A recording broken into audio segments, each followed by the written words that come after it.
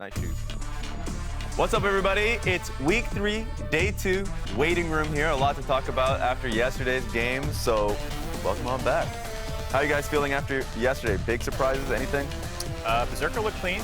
Early player of the week candidate for me. I feel alive. Is that a controversial state of being? I got 4 out of 5 predictions wrong yesterday. Oh my God. I know things come full circle. What did you even get right? It can't get like the first game. Okay. Yeah. Fair. Emily, how did you feel? Did you get a trophy in the order last night? It's the first time this has ever happened, right? Like, I remember when I first came on the broadcast, I was like all the way down at the bottom, and it was always Mark and Alarim at the top for predictions. True. They were like racing each other. God, that's a callback. Yeah. You know what? Why not just sprinted it. Where is that banjo playing man? Yeah. We need him. He tweeted a cursed breakfast the other day. He usually two does. hot dogs on like some cereal. That is true. Let's take a look at today's schedule, though, for people who are here for this one. 100 Thieves versus FlyQuest. I know that you mentioned one player of the week candidate. Another one is Doublelift off of his last game that he had. The Caitlyn just headshotting people. Prince the same on his Caitlyn. Both of them had great Caitlyn. Wait, Raz, did you put in your predictions today? No! I didn't put my predictions in today either. Look, I apologize to producers. Wait, I did. We're not doing predictions. Yeah, producers told us we're not doing predictions. Thank God. It might be because we kind of suck at our job. FlyQuest, COG, C9, TL, Immortals. I've done them. Well, there it happened. But yeah, TSM versus CLG, so the totally not rivalry is still in action. Evil Geniuses versus Cloud9, Dignitas versus Team Liquid Honda, and Golden Guardians versus Immortals. So for me, the big call out, probably Dignitas versus Team Liquid Honda if they're going to get their first win, while Team Liquid, I'm just interested to see if they're back to where we expect them to be. That's, to me, the biggest question. So what about you guys? Anything from the schedule that catches your eyes? First game. Yeah. I mean, the first game is so hype. Especially since 100 Thieves, the only other top half of the team like we were talking about yesterday, the only team that they had lost to was C9, so I want to see if they can swing back a little bit here. So far, just heard 3 cold takes. I'm most interested Previously on the LCS. I'm known for my cold takes, actually, Rez. I'm ready for it. It's my brand. Huh? It is your brand. It actually is true. my brand. I'm interested in what the fans are out there, because apparently we got a lot of cold takes from the brand, so look, from the fans. So coldest takes is the idea. So we're getting from Soundwave Surfer. This is directed to Emily, it seems. We will be outstanding and her analysis accurate. Mark Z will be, how do you even say that? Curmudgeonly? I've never seen that word at all. Do you know what curmudgeon means? No. I always think of like the old man thing where it's like, get off my lawn. That's insane. Like, okay, well, old man yells at clouds. I need to make a bet with Kobe, though. Azael will give us some sage advice, so that's already one take. Jat will bet with Kobe. Okay, we will make a bet with Kobe. Kobe will doubt CLG. What? Okay, that is a hot take. Raz will seduce us with the Riz. No. I don't think so. Some of those are actually hot takes. How often do you make bets with Kobe? Oh, like probably every episode of this or that. I make a lot of wagers in the green room. Does it come to anything? Like, No. Just like pride. Oh. Yeah. Okay. Yeah. Do you have a running tally of who has more pride? No, it's probably me. All right, now I'm interested in the next one just to see who, because we need to put some stuff on it, like dinners, whatever it may be, like what Impact ended up doing with Inspired yesterday. Oh, yeah, I forgot to ask if they ever paid him back. Look, probably not. $500. Probably not. I'm never buying dinner for Kobe. That dude spends so much money. Like, especially since he knows you're going to be the one buying. He's so picky with food. He'll order like a giant plate of food, have like 3 bites, and be done with it. He's got to pay for that. I'm not paying for that. Yeah, you're not doing it. You're not doing it. So we got a lot of highlights because in the NACL, that's been off and running. A lot of games to catch up on, and we're just going to be rolling through highlights. A lot of eyes to catch because there's a lot of storylines that have been happening down there. Salt Lake. So just taking a look at these highlights just to see which one's the most exciting one. Was this a penna? Ooh, neat. Was this the kill? Oh, no. I mean, Zeri always catches. I haven't seen this literally every day. Zeri wins these. Listen, if this was Berserker, we'd be losing our mind. Come on, turn the nameplate. Zeri Lucian. And Meech has been honestly killing it on his side. It's nice to see the development. It's Arrow! Oh, my God, yes! It's going to be Baron, Ashe. Is this a... Oh, no. No! Did I support Ashe, too? Oh, is that a support? I think it was a support Ashe. Another Zeri. Oh, the Casante! You know, I love this. 'Cause Nope. I expected this to be a Zeri highlight, and then it turns straight into Kasante just kidnapping her. You do have to know your stuff Subverting watching these expectations. because a lot of orgs this year have a challenger team and an amateur team that are in the same league. So Yeah. just seeing the tri-code doesn't let you know True. the tier of the team that should be playing. True, and we will not be able to see. You're right by that. You're right about that. So that's been the Taliyah difficult part. chase down sequence or Something. no? Oh, No, you're getting. Oh, no, no. Taliyah's the one getting chased down. it looks like. Kasante! Kasante highlight. But we love this. Ooh, guys. Guys. Oh. No. I haven't seen much Senna in LCS. Yeah. I missed that ultimate. Yeah. Do you actually? I like playing. Oh, I saw this. Oh, I remember this. Oh No, my Prismal actually God. posted this on Twitter because this is something apparently he'd been doing behind the scenes, and he actually made it work on stage as she's going back to tier first turret, just getting destroyed. Is this a defense? No way, this is a base defense. Oh It yeah, has no, to this be. is the TL game. I actually Yeah. saw this. They posted this on Twitter with comms. So Appa Ziggs actually ends the game without a minion wave because he's like Oh. 6-item Ziggs. You just Oh, like, one Yeah, so they Yeah. defend this and literally run Nexus to Nexus with no minions and end the game. It was sick. I like how you call him Appa. Yeah, APA. Yeah, it's APA. It's always what? plan ahead. When you said Ziggs Appa, I was like, what? You know what? I love it. That's how I read it. I would love to call him Appa from this point on. And honestly, He wouldn't. his What? champion, Oh, what a snipe. he is Yeah. known for his Ziggs. His champion pool is hilarious, and it works. That's the thing. I was watching the Blaze Olive stream, and he saw his Ziggs on the enemy team. It's like, it's only Wait, going they to really didn't show be the good Nexus practice. Yeah. Not Okay, this. they actually pushed an end of the game and Ziggs did like a 2,500 damage auto on the Nexus. It was Oh my crazy. god. Warwick, baby. Weedwick coming in hot. Oh my god! No. No, my bet is that he actually still takes Wait. this. Oh, yeah! All right. God. That's fantastic. No way. Oh yeah. Yeah, here we go. Yeah, classic. Is this And the a- Draven Ooh, ulti? Draven ult. The Oh, the early snipe, too. Oh, no. Now these I mean, games. was that the same game? That was the same TL game probably. Yeah, it's out of Yeah. order. Yeah, APA and Arrow. Oh, it's the Here we Garen. It go. must be Moose Hater. The Garen. Moose Hater Garen, It must be. the special. Isn't he going to be able to get more tenacity on the next patch as well? I'm sure he will. Basically, Yeah. Oh, there's more. Bang! High skill gameplay, baby. Quadra kill. Now, he's Garen actually been- Quadra kill. Let's he's- go. He's actually been taking names on the Garen. It's actually just insane Yeah. to watch. All right. So you guys are all coaches, right? I have a question coming out of this that has to kind of to do with Moose Hater Garen. So Garen has pretty much only been played in Salt League. It's been played in Ultra League, I think, once as Yes. well. Yeah. An amazing Jay and a troll game. Yeah. As a coach, you're going in. You know that he has this pick, right? He keeps styling on people with Garen. Yeah. Kind of silly, kind of great, whatever. You know you're going to be going up against this. Why do you not ban it? Because I've seen teams like that absolutely know this is the pick coming in, and they've even remarked on other teams not banning it. Yeah. And they don't ban it. So, like, just a more general question of when you're going through draft with your team, why does a pocket pick like this not get banned? So, yes, more naturally you would ban it. But I would give you a reason why I wouldn't ban a pick like this. If you as a team don't think it is a good pick, if you as a team think that you can deal with it, remember the purpose of Academy / in this case Challenger Series, Challenger League, is to improve as a team, is to improve individually. So you should be, if you think you can deal with it in lane, then you should play it against it. If you think you can deal with it as a team, you should challenge yourself, play against it so you can learn. If you fail against it, then great. It's better to fail in a situation like this and learn till you can actually hit your overarching goal rather than fearing a Garen that in your initial conversations you think you can handle. Yeah, I mean, obviously there's a question of like, well, how much do we need to practice against Garen because it's just this one guy, which is Yeah. why a lot of people That too. do ban it, is because they're like, it's not really great practice, and this is a scrim thing too. You'll ban a lot of people's niche picks that they're playing. I in would scrims. ban it. Yeah. Yeah, I don't wanna play against I that. would generally ban it if someone's a Garbage. one trick on something that I don't really gonna need to learn to play against in any other situation.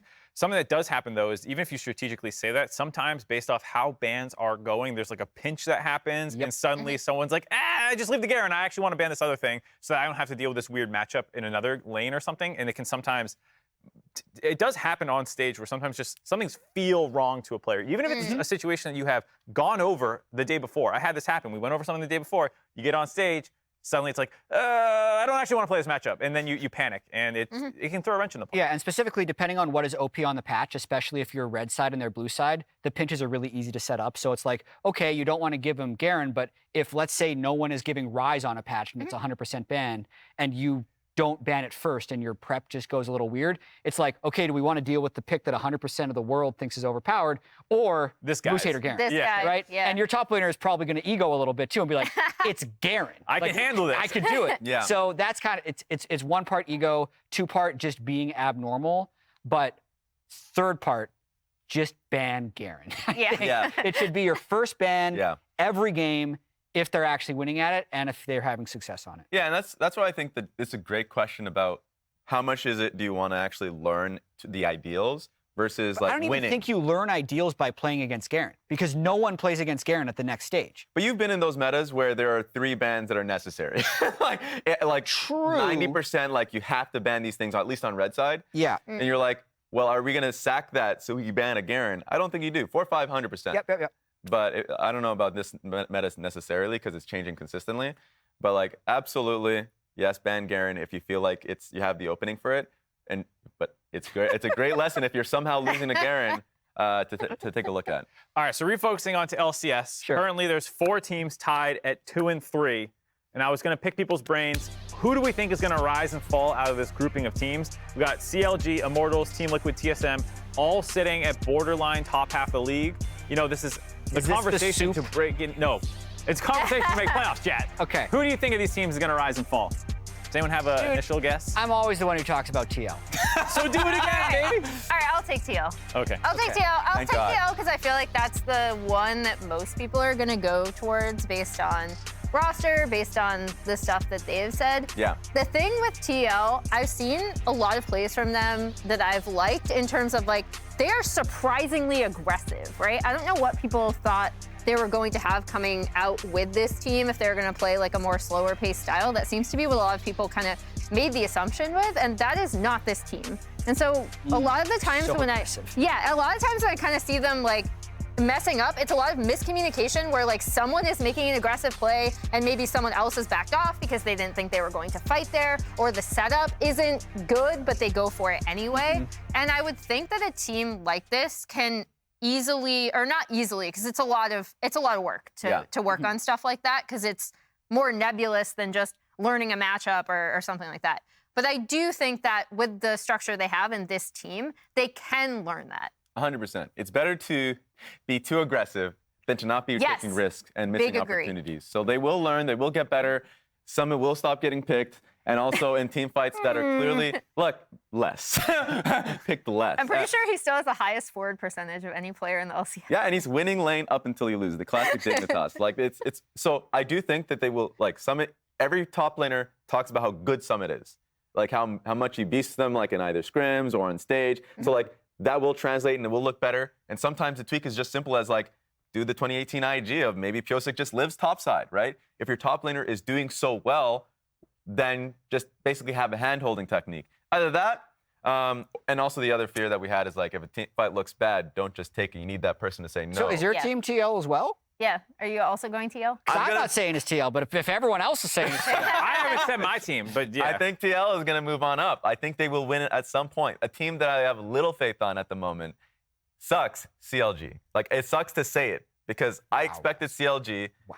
Look, I do rate CLG a little lower, but I expected CLG to come in with the new players and at least start to build off something that they've already had last split, right? Sure.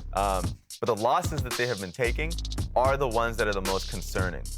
Losing to Immortals specifically in the way that they lost, it's like, okay, something is actually happening here. And the way that they lost to Cloud9 as well, although that one, it sucks level 1 that you get invaded, but it felt like they never really had times in which they were making plays to claw back in, right? Like creating ideas, creative new ideas to kind of claw back into games. So it feels like there's a wall that they're hitting. And that's concerning to me with how the level of competition in the league has risen.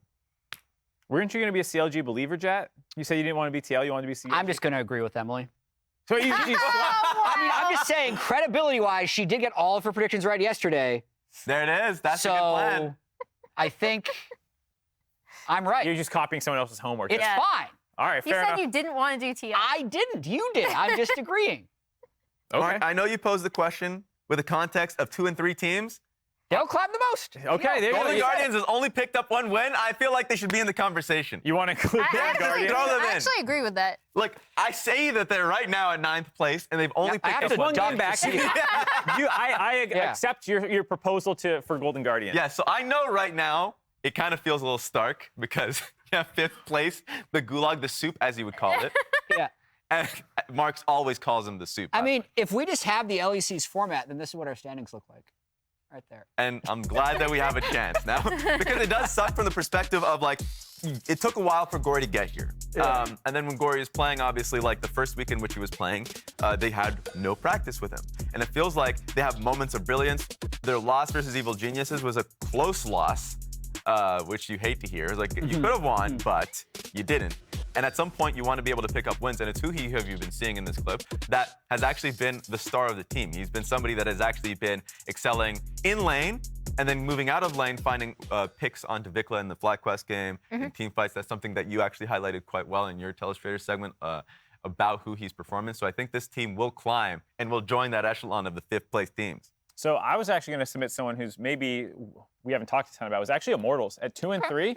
They've impressed me enough, and I think especially in the last game was the most I was impressed with Kenvi probably on the LCS stage thus far. When he debuted last year, everyone was really excited about him as like a carry-oriented player, but he played a lot of tanks and like team-oriented stuff. Yeah. In this game, even though he wasn't, I think, the most impressive player, obviously Tactical played well, Revenge played well, but his confidence on Graves, on a carry champion, down tons of gold to just constantly be dashing on top of other members here. Look at him. He jumps into the middle of Dignitas. Gold lead, 5K in Dignitas' favor to try and blow up the support. He doesn't get the kill, but that's like 50 health left on him, and that buys space for your team. Even though it doesn't necessarily get a kill, same here, chunks out the enemy AD carry who's trying to fight for mid-prio, and suddenly you're buying your team a lot of room in the future, and while these are not plays that jump out on the scoreboard, I think these are huge plays for a young player in a game that they're very far behind to finally show some confidence, which is what has been lacking from him for me, and why I have a lot of confidence for this team going forward as well. I think it was definitely his best game. I do wonder about the viability of playing more things like Graves and if they can make their team compositions work more that way, because I don't think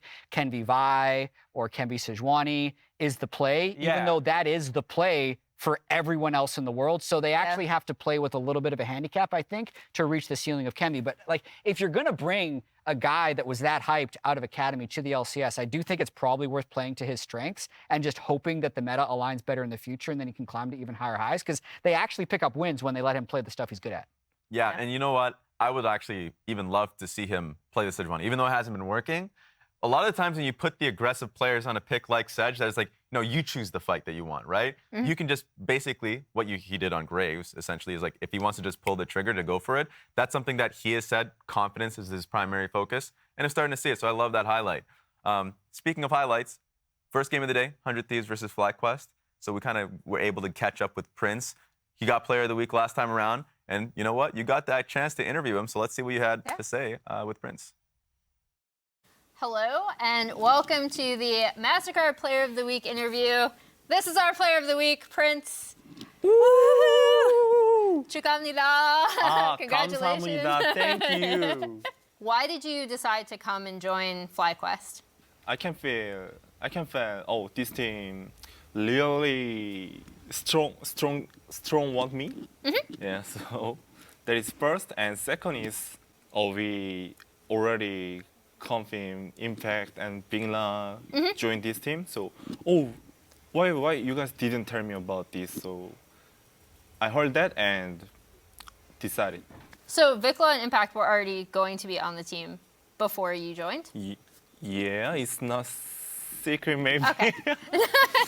How is playing with your team? Like, what is it like to be with your specific teammates?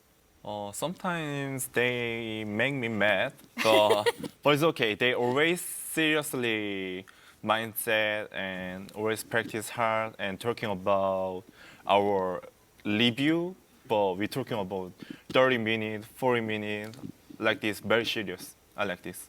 Just generally, how do you like living here in Los Angeles? Since became NA, I only practice league, so just can feel, air is more fresh and weather is more good.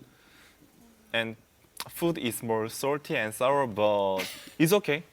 2 weeks ago, I feel like this, but these days, our team manager and our boss, Papa Smithy, find kind of my style food. So they ordered for me. You chose this pose. Yeah. Like I said, I was surprised you didn't choose the camera pose. I So, yeah. like that. This pose better, but more like this. But this pose is like, come on. Like, this means So I like. Take this you too. on. You're inviting Yeah. everyone to LCS to take you Yeah, on. yeah. All right. Well, thank you so much. 감사합니다. You did a great job. Oh, Your English is much better than my Korean. no, please. My English is 네. not good. No, you're fantastic. Thank you so much. Yeah, he was great, and his English is way better than my Yes. Korean.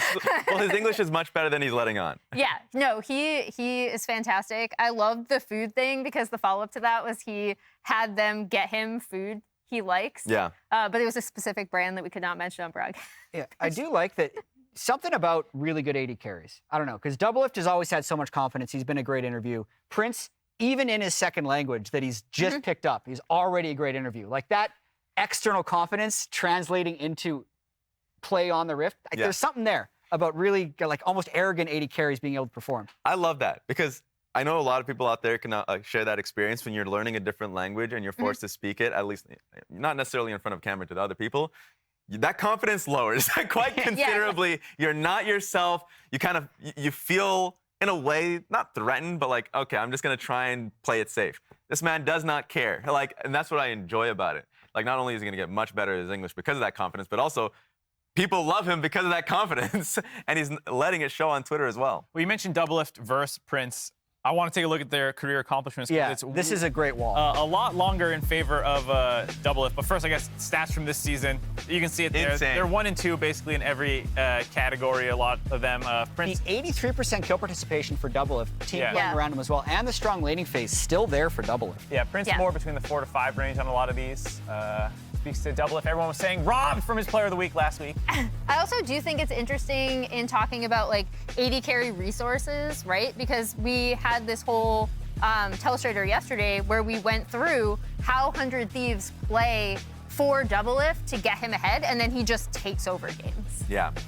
And so that flexibility is there for Prince. This is going to be just going down the timeline, the history of both Doublelift and Prince. And Prince, an AD carry that came out on the scene quite recently and is already taking names, if you can already see that. So it's like, it's interesting to see the contrast between these two individuals. And a small point I really want to stress, we stressed it on the Worlds broadcast so many times, but it was Prince's team, Liv Sandbox, that was actually expected to go to Worlds in place of DRX. They nearly made it through the regional qualifier, and they were kind of the team that in losing there, we were all really, really surprised, having watched Liv Sandbox, that DRX went, and obviously they went on to win the World Championship, and it's an amazing story. But I just wanted to reiterate how close he was to actually going to Worlds last year. It's a win-win. We get the Xayah Ascension story for DRX and Def's first title and all that.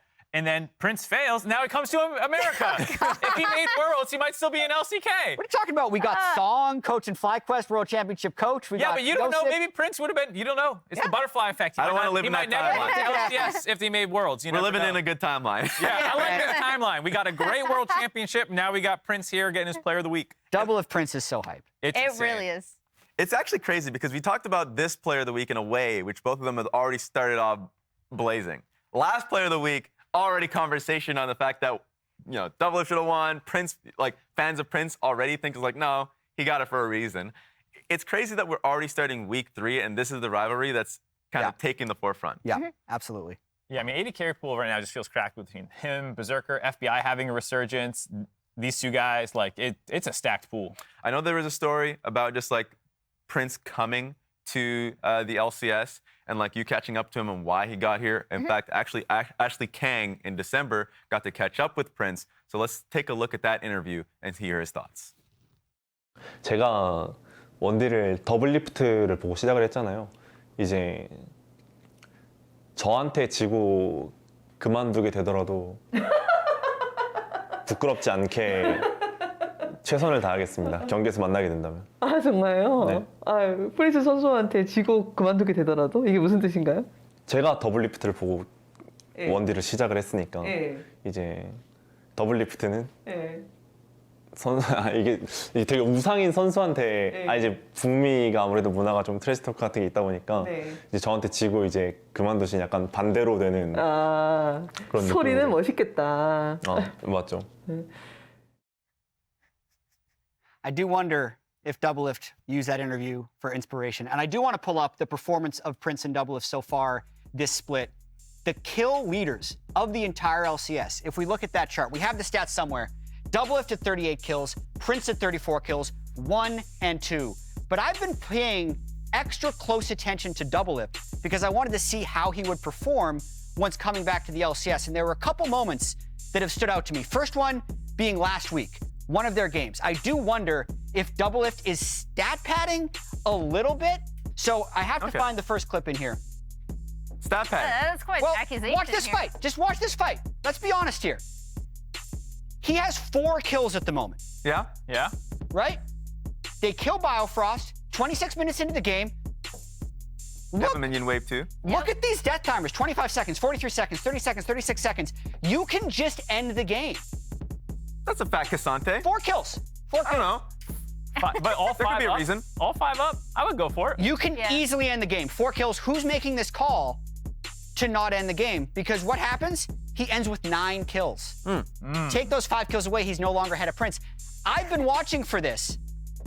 We're going to this week. How long have you been watching? That's Yeah, a while this- I back. watch every game. I hope you do too. Look at this. 31 minutes into the game, they have Ocean Soul. Doublelift has 9 kills. They still haven't killed mid-outer turret. What does Doublelift do? He goes back to base. He's trying to prolong the game. 14 kills. He's just trying to get stronger, you know, making a guaranteed case. He got 4th and 5th item. Now he's 6 items. True. Why would he do this? 6 minutes later. Why do you think Doublelift would do this thing? A little cautious. Look at that board.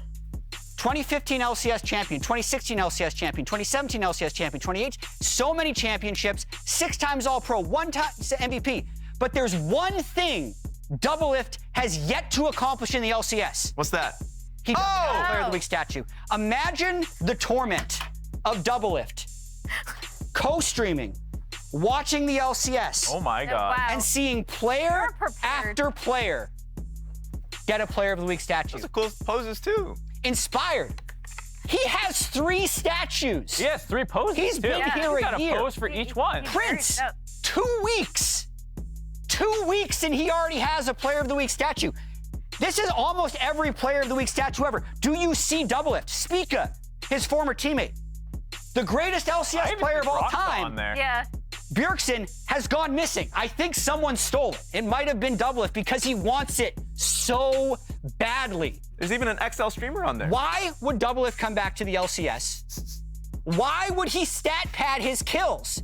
He cares about his Player of the Week legacy. Sven, Berserker, Inspired, Inspired, Inspired again. Prince, Chakui, Power of Evil, Doublelift.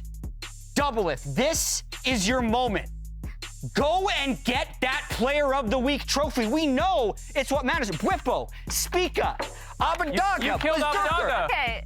How many of these can be Doublelift by the end of the split? It's the one thing he hasn't accomplished. Doublelift, this is your moment. Let's see if you can take it over. You just have to get more kills. You had 14. Nobody remembers that you stat padded those kills. Keep doing it. Hit a record. Take it away, Doublelift. You can do it.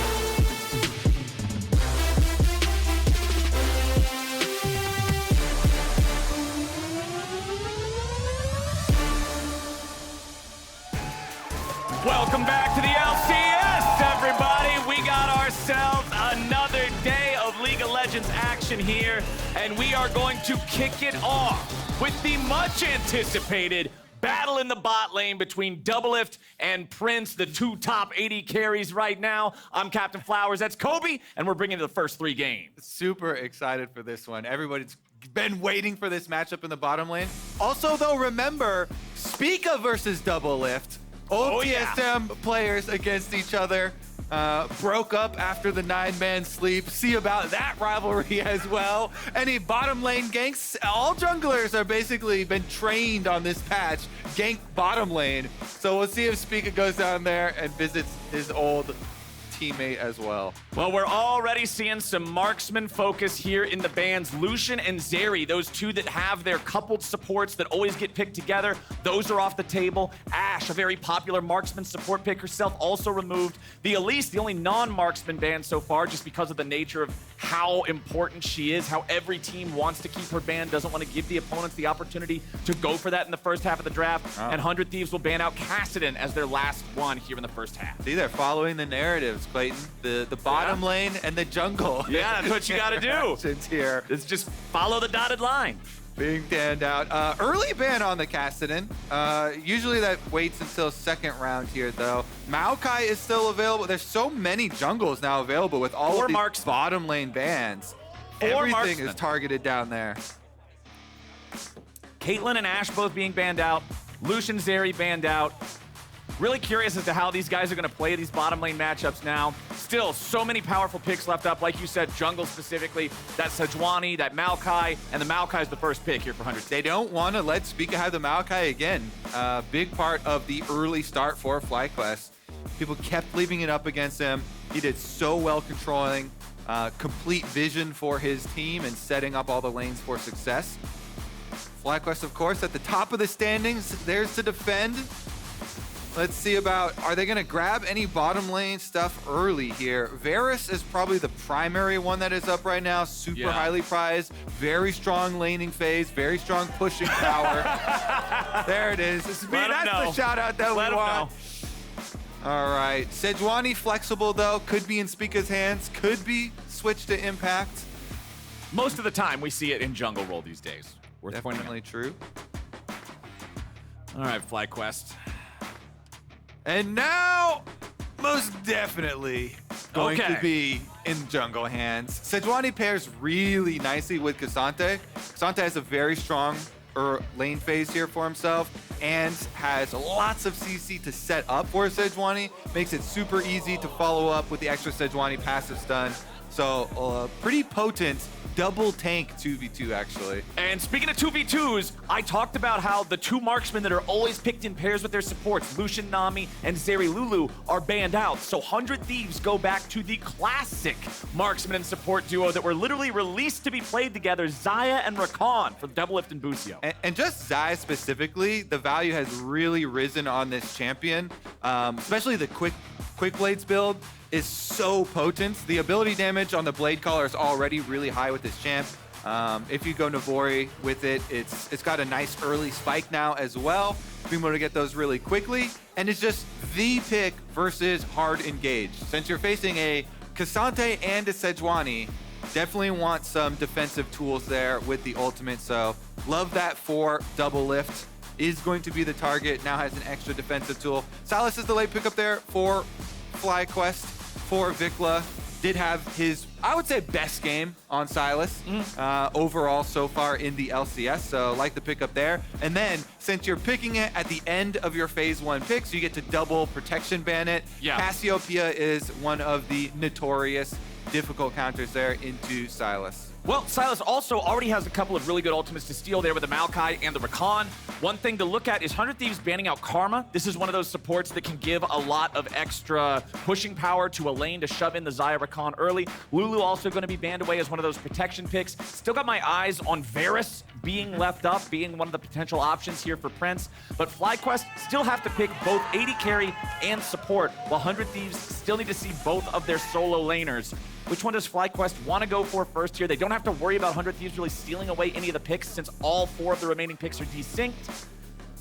Kai'Sa for Prince. Oh, we're gonna go even more into the dive theme. When you're already looking at the Xayah, the counter dive AD carry, FlyQuest say, we don't care. We're going to fully embrace that old Kai'Sa Xayah meta that we had several years ago at Worlds. Prince on Kai'Sa with 3 diving champions plus presumably diving champion like Nautilus or something to be paired with the Kai'Sa. Yeah. And we are gonna have some fireworks here. All right, Fiora's locked in for Tenactiy. That'll be the matchup into K'Sante. This is one of the champions up there with Gwen, usually under Gwen in terms of what players value to counter K'Sante with. So that's going to be the skill matchup there in the top lane. Bjergsen thinking about a Taliyah pick here. I think that would be one of the best here. Not only is Bjergsen a very good Taliyah, we saw it already yesterday, but when you're facing a super heavy dive team like this, like FlyQuest was showing very early on, 100 Thieves have made the call. We want to play the map, get Fiora for some split pushing, get the Taliyah for some cross-map plays here. Yeah. And it's always super nice when you get to start out behind that Maokai with all the saplings later on into the game. Assuming that we'll be locked in as we were talking about. Yeah. The classic combination here, and they pull it all together. Heavy dive FlyQuest. Whenever I see Kai'Sa and Nautilus locked in together, like the LPL logo just flashes in my brain because I always recall LPL teams playing this at international events and diving in with it. But yeah, FlyQuest, they just want the dog pile. Let's go. And they even saw the Kai'Sa pretty early on. Like, you know what? We're not going to back down from it. We're going to double down on it. They are coming for that backline. So let me ask you this. Since we're heading into a game where one of these teams remains the only undefeated team in the LCS, what does 100 Thieves need to do? You already mentioned playing the map, but more specifically, what's got to happen with how they play the map to finally put a loss on FlyQuest? Yeah, I think they just have to avoid the all-in brawls here and be ready to make cross-map plays when FlyQuest overload one side. Definitely need to unlock Bjergsen early on here to be able to play to his roaming style with this Taliyah. If you can get that Fiora head, get a split push menace here, it really opens up the possibilities for you in the mid game. All right, so that's what we're going to keep eyes on then. How well can Bjergsen affect the side lanes? How much of an advantage can Tenactiy build in the split push scenario? And how well can 100 Thieves avoid the FlyQuest diving death ball? The crowd is ready, baby. 100 Thieves versus FlyQuest. An LCS top of the tables battle here. We've got Doublelift versus Spica, Doublelift versus Prince. And they're doing the welcome to NA strategy. Oh, baby. Pioneered by Core JJ. When you have Nautilus, run straight down mid and see if the opponent runs a little bit too far, right into a hook. Nobody from 100 Thieves steps up far at all, though. They're playing really, really far back defensively in their fan level 1.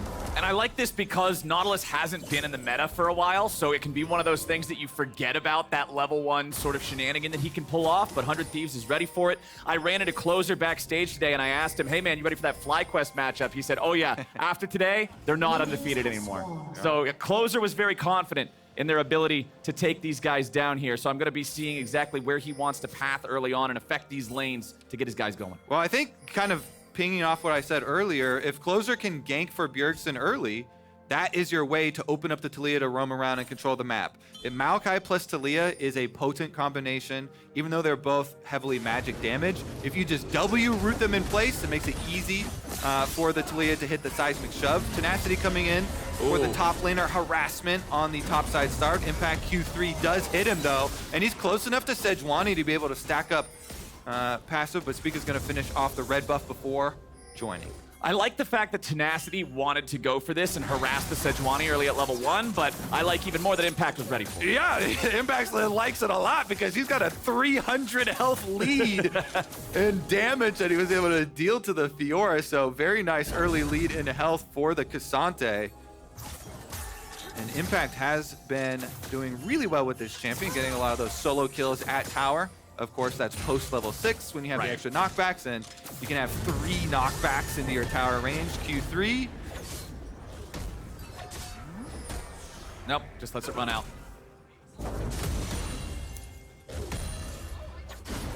Okay, Okay, there we go. There we go. I knew it wasn't over quite yet. He had to slide back in there and get a little bit of something. Spica with the Arctic Assault over the wall. Gonna be hard to find the gank here because of the fact that Arctic Assault is still on cooldown for another 15 seconds. Nice mirror here from Closer, coming to protect it. They know he's in. Get a little damage on him, not a whole lot more. Like I was saying though, the mid lane here, both of these jungles trying to get control really, really early on here. Closer doing a good job keeping track of Spica though with these saplings, harassing him down, not letting the passive re-enable on him. Okay, now Spica's gonna try to steal away this blue. Closer should be able to get in and contest it in time. Yep, there's your sapling over the wall into the brush. Gonna see that Spica's still trying to take this. There is smite available for both junglers. Running out of patience though. Soft release. Yep. Winsome going in again. They're doing a great job down here in bottom, finding Busio time after time. Ignite burns them away. And it's first blood to FlyQuest, first blood to Winsome. Oh my goodness, it's FlyQuest bottom lane which strikes first. So Winsome on the Nautilus, Ignite down, Busio down. And you saw in the picture-in-picture there as well, the jungle skirmish kind of hiding the extra kill that went over, but Spica was able to get some work done here. Now crossing back around behind VicLa, really trying to support this Sylas, another melee champion that works so well, stacking up Sejuani passive. Here's the replay though, because the picture-in-picture did kind of cover up a little bit of the end of it. And it was right out of brush. Winsome just walks out, absorbed here by Busio, but too little, too late. Hold on now, Tenactiy! He gets a solo kill in his lane. Another game, another solo kill for Tenactiy. Yesterday was on Summit when he was going for the Demolish proc greedily, but this one on Impact as well. Tenactiy taking down a bunch of these top of the table top laners here for himself. Finally back into the league. People were waiting for so long. He was trapped in Academy jail. Exactly, sitting behind Someday on 100 Thieves for an entire year. Didn't get to get any starting time. Oh boy, Impact, he teleports right back into the lane only to find himself ganked by Closer immediately. Great presence here from Closer, just recognizing they can immediately punish again, and Impact is just in the dirt. Make it a double for Milan. 2 kills on the Fiora. Clayton, that is the split push threat. Yes, sir. That is the key to victory here. 400 Thieves. Let's take another look at how it all started out. Okay, so nice job chasing him down with the forward-facing passive proc on the Vital, and then easily finishes that one off under the turret. He had a good little dodge there on the Q, get nice and close behind Impact on the initial chase down, but then it was just a pretty easy standard rundown. Both of them running the Ghost, but Tenactiy using, saving his one after Impact already used it. And oh man, we got ourselves a nice spicy early game here, my friend. Certainly do, and Spica trying to keep it that way. A little bit of a hover behind bottom lane because he's expecting a move here from Closer, which will come. Just a little bit of pass through. Yep, just walking through. Throws a control ward into the Drake pit, just to see. The Drake gets mad. Now it's gonna get sad and go right back to sleep. Yeah, get sad or get sleepy. Or when you get sad, do you just go to sleep? Yeah, I guess that's what the You know what? I've had enough for today. It's a bad day. I'm gonna sleep this one off. We'll try again tomorrow. Honestly, I've been there. I feel you, Drake. Yeah, sorry, Mr. Kim Drake. It is going to be the push in from bottom lane, affording Spica the ability to start that dragon up though, and they will put it out of its misery. All right, he's going to take a long sleep now. Good night, Mr. Drake. That is the first one over to FlyQuest here, nice and early. 6 minutes, 45 seconds. Could set an early pace for a Drake Soul if they're able to keep that up. As VicLa exits to the top side of the river, he has a stolen Maokai ultimate that FlyQuest could try to use to set up a play. And Spica is doing so well early on in this jungle matchup with the Sejuani. 40 CS to his name. Was able to pick up the dragon off of his bottom lane's success, but also his presence early on around the 2 solo lanes, helping them out a significant amount as well. Only problem here for FlyQuest to deal with is how are they going to deal with a fed Fiora? Yeah. Tenactiy getting a lot of that money. So even though FlyQuest are keeping the overall team gold close with their kill on bottom lane, and their extra jungle farm especially, still is going to be an issue to deal with. And Tenactiy stays aggressive against Impact as well. He recognizes the lead that he has. He wants to keep Impact as far away from the farm, as far away from the wave as he can, and he's just going to get this one pushing towards the FlyQuest turret. Yeah, it's similar to playing against Yasuo and Yone, that if you can keep him off the minion wave, then you can't charge up his Qs, then you don't have the Q3 threat. But we've seen so many people pushing up to Kai'Sa turrets only to be knocked back into them. And Impact does have the all-out available now, so you always have to watch out. Once the Q3 is charged up, you have a lot of dodging to do. Back here in mid, Bjergsen versus VicLa has pretty much gone even the entire time. No kill participation for either one, no deaths for either one. Same farm. Closer hanging up towards the top side of the map again as Winsome and Prince go in bottom side. Once again, after Busio, Killer Instinct out of Prince is going to find the kill, but it's Winsome getting the kill credit, unfortunately. Prince going to get domination of bottom lane regardless of getting the kill credit or not, though. Having a fed Nautilus for FlyQuest and having some roam timers for Winsome could be devastating. Spica goes for the dive, though. Nicely done. There finds the ulti over the wall and sets up VicLa for a payday. Spica says hello to his other former teammates. Yeah, buddy. Even with all the focus on bottom lane down there towards Doublelift, Spica going to make his visit towards Bjergsen known. Thank you to his old coach. Little Raptor gank. Easy Q over the wall for Spica. Nails the ultimate. Bjergsen not able to flash it in time with the kind of the surprise appearance behind him. Yeah, you're Arctic Assaulting as you're throwing the thing, so your reaction times have to be death levels to get away from that. And that guy's a world champion. Definitely true. See about this all out and Now- power. Hold on. Impact's decided he wanted to go for that underneath the turret play. Tenactiy gets himself away, issues the grand challenge in response. Impact's just going to wait that one out. Spica on top of a ward as he looks for any way to follow this up. Just going to clear out the vision instead, get himself back away. Looks like we have the full rotation up to the Rift Herald fight here, though, for 100 Thieves. Meanwhile, FlyQuest have left VicLa on bottom side. Does have teleport, but it is pre-unleashed status, so it'd have to be to the tower, and I think you just make the call for FlyQuest. Hey, Impact just used all out at turret. Let him recall. Spica's fishing around, though. Yeah. VicLa's teleporting. They're actually going to come for They're the ready. snipe. Oh, they steal it! Spica goes in and he gets the Herald, but he won't be able to pick up the eye. Tenactiy gets a killing spree, and Busio looks for the charm onto the two bottom laners of FlyQuest. Winsome's gonna die now, second.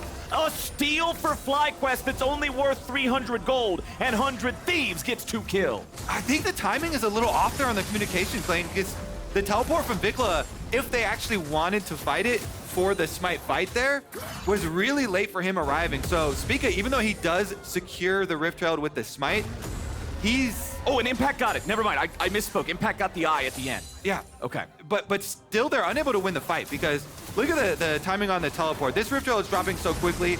Eyeball is open, so they can easily pop the eyeball and then burst it down into Smite range. Spica, Arctic Assaults across the stones from Bjergsen. So even with the Taliyah field down and him stunning himself with the Arctic Assault, he still goes across the wall, is able to get it, and Impact, while they're getting the distraction kills there, is able to pick up the Rift Herald. I still would say, though, if VicLa's going to teleport, you know, that was way too late if they actually wanted to take the fight. And so FlyQuest go down 2 extra kills, one of them being the Nautilus, who had 2 kills to his name already as well. So pretty up in the air here. Gold remaining fairly stable after that. Honestly, pretty important that Impact stuck around and saw the opportunity to sneak in there and secure the eyeball to make that an even trade. I would say another issue is where the actual gold went, because it was kind of spread there for FlyQuest, but one of the kills also going to Tenactiy for 100 Thieves in the chase down just further exacerbates this problem that FlyQuest will have to deal with later of the fed Fiora. But they keep up their dragon stacking here.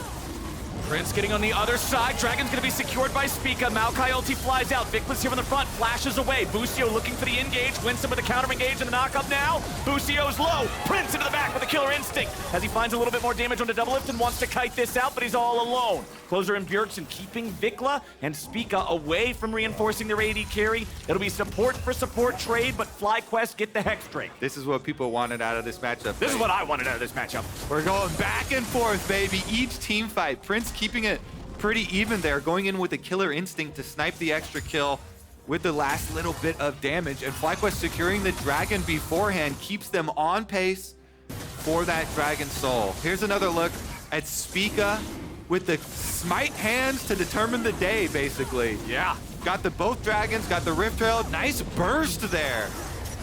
Able to get it. His smite was upgraded to 900 at this point, I believe. Yeah. And so he's able to get it as Bjergsen is flying by on the rock wall. Busio had been burning down there with the Ignite. Prince was thinking, yeah, with the Ignite, even with the Honey Fruit right next to him, probably needs one more little bit of extra damage. So yeah. Killer Instinct into the back. Make sure they get that kill. Don't want to let the support survive. And they trade Winsome for Busio. Now Busio and Winsome trading vision score right now.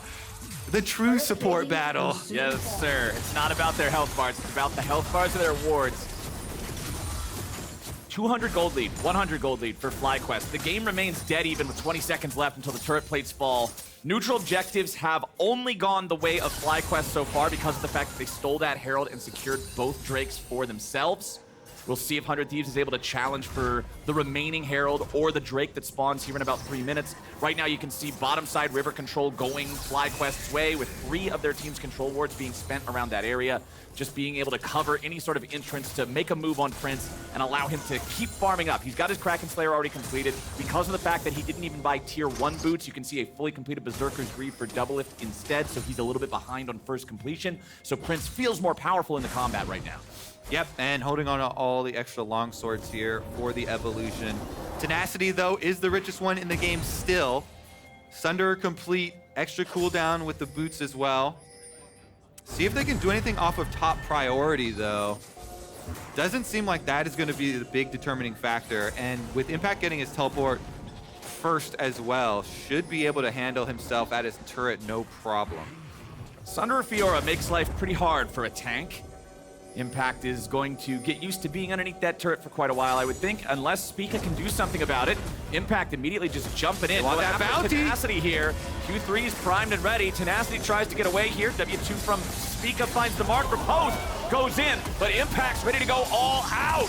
Jumping right back in, they take him down. There's the bounty acquired, and it goes into the hands of Spica.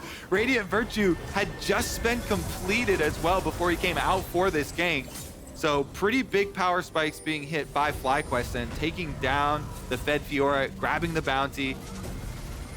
Definitely gonna put them right back on track. FlyQuest here, the undefeated team in the LCS.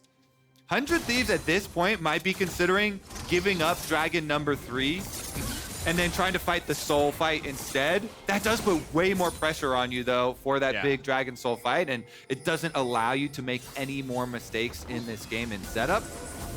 They're turning their sights over here towards Rift Trail number 2 first, though, with Closer laying down all the saplings, trying to gain control of the area preemptively. They've got tons of wards all around it as well. The big thing that I'm seeing, if we're talking about whether or not 100 Thieves wants to fight, is right now, it's not like there's second items coming online for FlyQuest that 100 Thieves don't have. Everybody's sort of hitting that first big item point right about now. Support's still working on it for themselves. Winsome going in a little aggressively there, the flashback out. Yeah, I was about to say, Clayton, it's going to be determined by what cooldowns are used in the next 30 seconds. Because the Dragon fight coming up means that Winsome will not have the Flash or the ultimate. He does have Hex Flash, but 30 seconds away shouldn't be enough time for Nautilus ult to come back up. And 100 Thieves did get the Herald in the meantime. You can see that in Closer's inventory right now. So they'll have that to be able to use. Even if they don't want to contest this Drake, they could probably just use the Herald, force a turret somewhere else. Impact should be able to grab this first turret of the game down here in bottom lane for himself. Top side, you can see Tenactiy still having that wave pushed up, but VicLa's there to answer, so Impact gets first turret for FlyQuest, brings that lead up to about 1,000 gold. Winsome trying to retain vision control around this Dragon setup. It has arrived. They're buying time here. Still 50% left on the cooldown of his ultimate. And that might be the key. 100 Thieves, they pop the Rift Herald towards mid. But look where Spica is. Their mid shove. Spica's behind for the flank, Yeah. and it's the double teleport. They're looking for the full pincer assault here. VicLa and Impact both show up with the TPs. Doublelift goes into the ulti as the feathers fly. FlyQuest goes for the play, but they haven't found any kills just yet. Busio dies first, and Closer dies second. The Thieves are now trying to strike back, but FlyQuest won't fall. Tenactiy picks up Impact, but Doublelift's under pressure, and the pressure is crushing as Tenactiy tries to get away. He'll be stunned up by Spica, and FlyQuest are still pushing forward. Bjergsen gets a nice double seismic shove, and Tenactiy and Bjerg, the two solo laners, will push the remaining FlyQuest players back. FlyQuest win the team fight. They have low health bars, though, so they're giving up some pressure here. Bjergsen wants to get something out of it. VicLa sticks around to help clear out the wave, though, while the rest of the team goes back to replenish in the fountain. Everybody will respawn, though, so while that was an exciting fight with 2 extra kills over to FlyQuest, we still have the Dragon to fight for, Clayton. We'll get back to lives, quick, I hope, because they're going to respawn and get back out to that objective. This is what it looks like, though, when the all-dive team gets a double teleport flank and Spica's behind Doublelift and Busio. They get those kills really, really quickly, taking out the front line from 100 Thieves. FlyQuest, then they just have to deal with the 2 solo laners. Doublelift goes down as well from the scramble here, and here's the reset looking at Dragon still. Spica's the one tanking 2 enemy players for a moment there. You can see Busio and Closer going after him, but fortunately those are both just supports, tanks. It's not going to do a whole lot.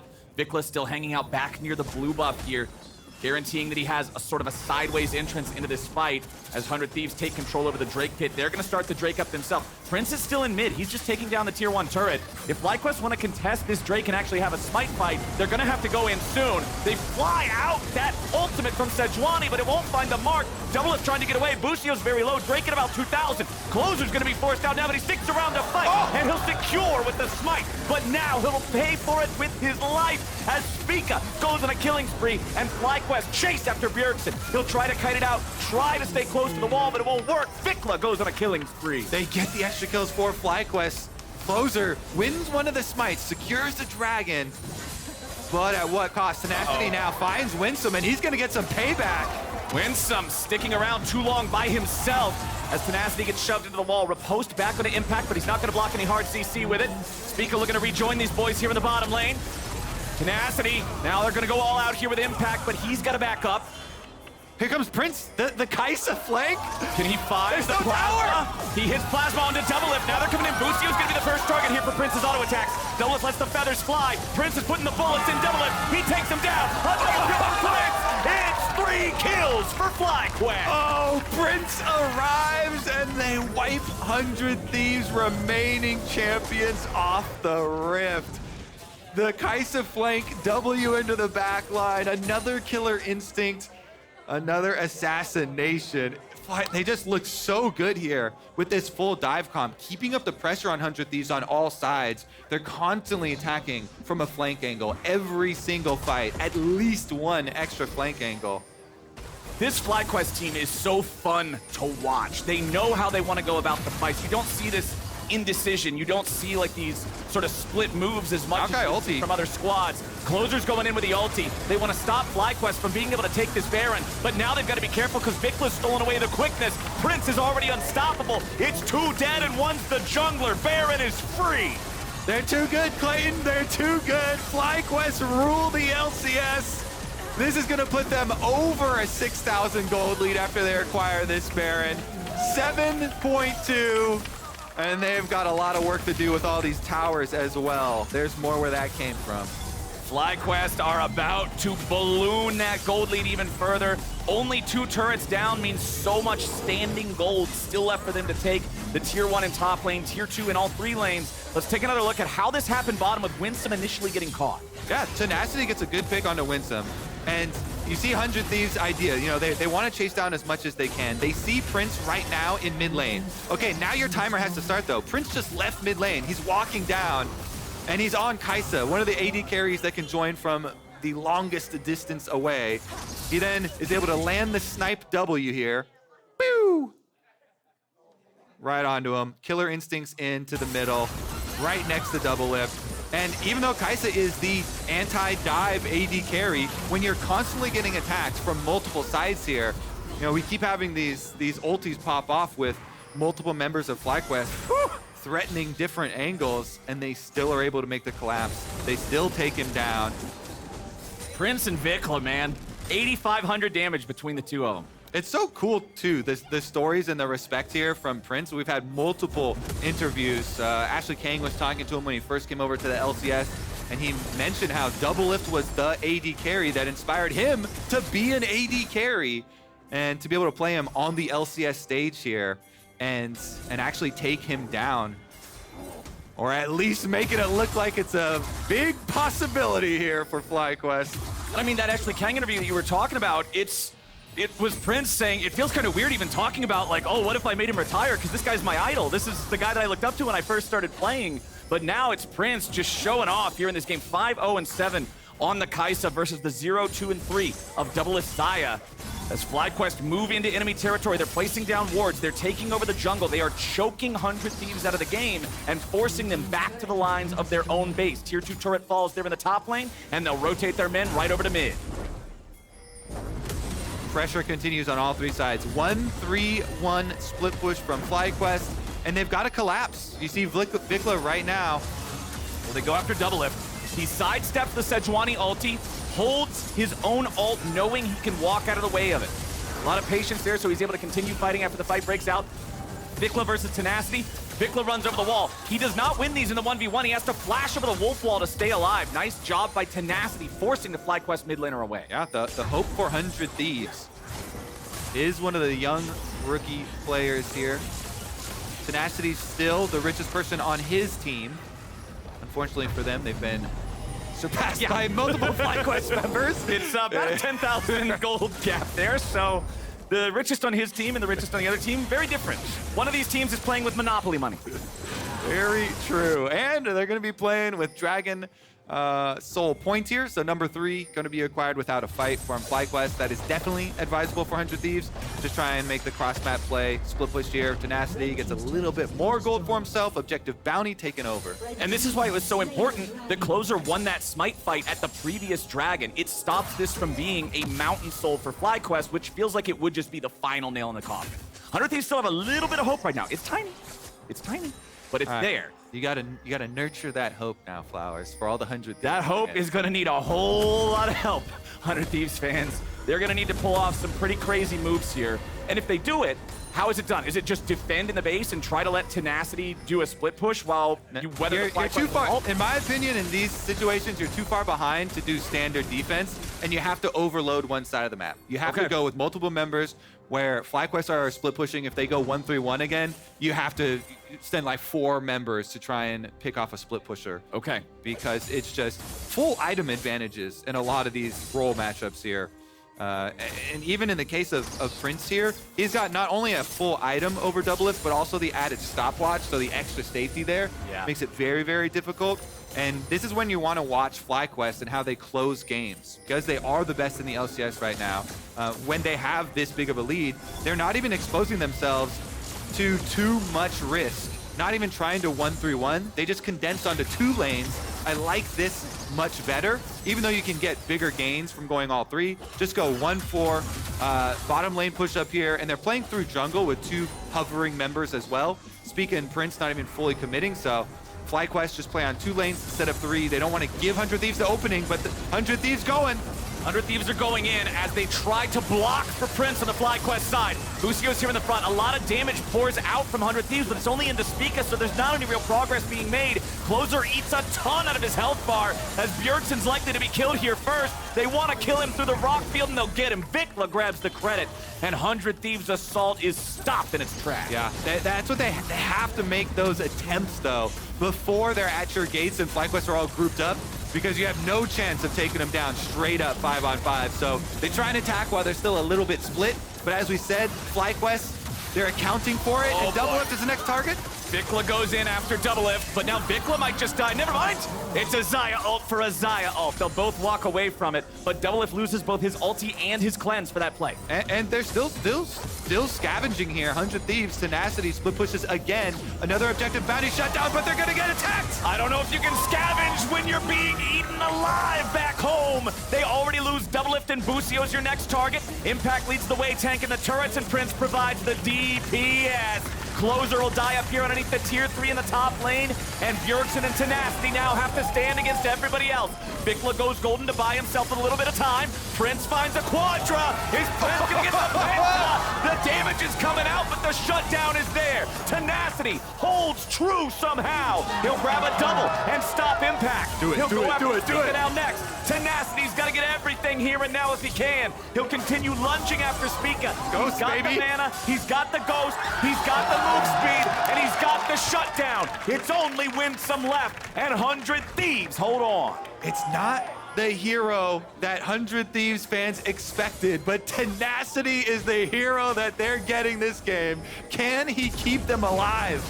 FlyQuest here, this is another look at how they attack 100 Thieves during the split push inside their own base. They saw Tenactiy going for the bottom tower, so Spica made a really good call there. Sejuani over the side of the wall. They get a bunch of extra kills, but then once they start calling for that Quadra, for that Penta that you're looking at, Flowers, that's when Tenactiy is able to nurture that hope for the 100 Thieves fans.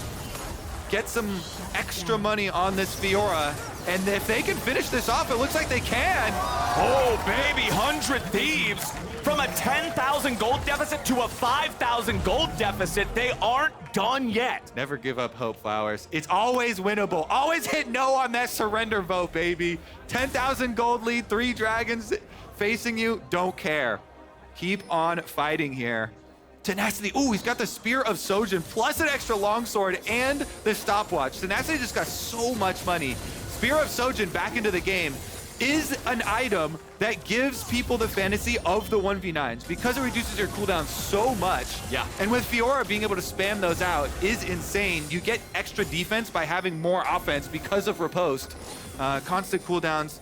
Plus the on lunge, that. it's permanent now. As long as you're hitting targets, you just go Q, Q, Q, Q, Q. What's the guy gonna do? right, Tenactiy, he's got the power now. He's got some power now, but the rest of the team are the ones under attack. Okay, the Sejuani ulti finds Busio. Impact's gonna isolate Closer for the rest of the Thieves. He's gonna go down first. Now you got Busio looking to escape as they lock up Bjergsen, they lock up Doublelift, and they lock down 100 Thieves. FlyQuest may have gave them a little bit of hope, but they'll squash it here. Tenactiy goes back to cut the wave and buy as much time as he can. But VicLa's ready to go after him, and now he's gonna have to fight Tenactiy 1v1 until help shows up. Tenactiy in a 1v4. What can he do? What can he find? Not a damn thing. FlyQuest get the kill. I was rooting for him there. You're always looking at the underdog possibilities of the YouTube highlight, but no outplay this time around. VicLa had the stopwatch. He had the Zhonya's already upgraded. FlyQuest, what a good call to end that game. They attacked the 100 Thieves while Tenactiy is far away, split pushing, and now they're coming for the Nexus turrets again. Well, we are going to have a couple players up here in a couple of seconds, but I don't think it'll be long enough. Closer's dead immediately. Busio and Doublelift can try to fight. They got 2 seconds until Bjergsen's back alive. Nexus is already under fire. The Thieves did a pretty good job holding on as long as they could, but FlyQuest are just better.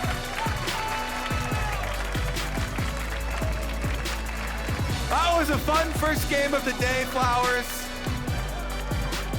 FlyQuest really utilizing this dive comp super well, finding the flank angles. They had some outplays for themselves. The bottom lane, Winsome, coming up so big for this team. People thought this was going to be a big issue. FlyQuest don't have their full intended starting roster. It's not an issue at all for FlyQuest. They are undefeated. It has worked out magnificently for them. Winsome and Prince bottom lane with the Kai'Sa Nautilus combination. They get the early kill onto Busio with the ignites. Even with the kills going over to the Nautilus, they still use that to dominate their lane. Good job here from Spica as well on the Sejuani. Yeah. Getting the extra CS lead in the jungle while controlling neutral objectives for the team. Tenactiy did as much as he could. 400 Thieves though, the hope was shining up there. Got a lot of objective bounties, some comeback gold. got some solo kill action going for himself as well. I mean, it was a bright spot for Tenactiy individually, but as a whole, I feel like FlyQuest coordination, their team play, the way that they all decide exactly how they're going to work together, like that double teleport pincer play in mid, this squad just seems prepared on a different level compared to everybody else. Yeah, especially because you're considering, yes, they know that we are going with this heavy dive comp, and they drafted some two pretty good counter dive tools, Xayah and Maokai Ultimate. Very good, counter dive tools, and FlyQuest just play around them. They make it look effortless with those flanks that you talk about. Also with their re-engages, when the Fed split push member Tenactiy is off in another lane, that's when FlyQuest keep making these calls. They get their re-engage on the rest of the team that is even further behind in fighting capability. And FlyQuest are able to kind of nullify the only strong part of the 100 Thieves comp. They've taken down Evil Geniuses, they've taken down Cloud9, they've taken down 100 Thieves. It's not like these guys are 6-0 because they're only playing the weaker teams in the league. Like, FlyQuest is really, really, really, really, really good. So we'll have to see if anybody can figure out how to take these guys out. Up next, Spica is going to join the LCS Lounge for some VOD review. But before that, we would like to again bring attention and take a moment to talk about the tragic earthquake and everyone affected by it in Turkey and Syria earlier this week. You can join Riot in support by donating to the International Media Corps by using the QR code on the screen right now. With that, we're going to go ahead and toss things to a break with TSM and CLG going head-to-head next.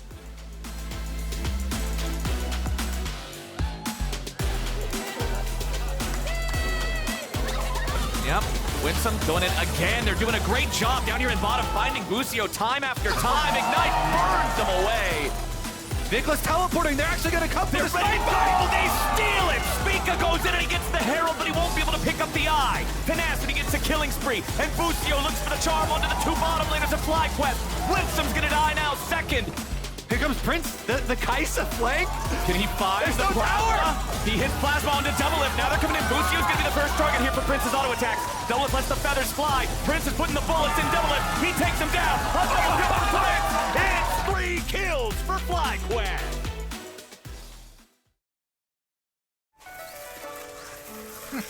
Typical beginner's mistake. Yes, they all start from the outside. So, will we help him? What else?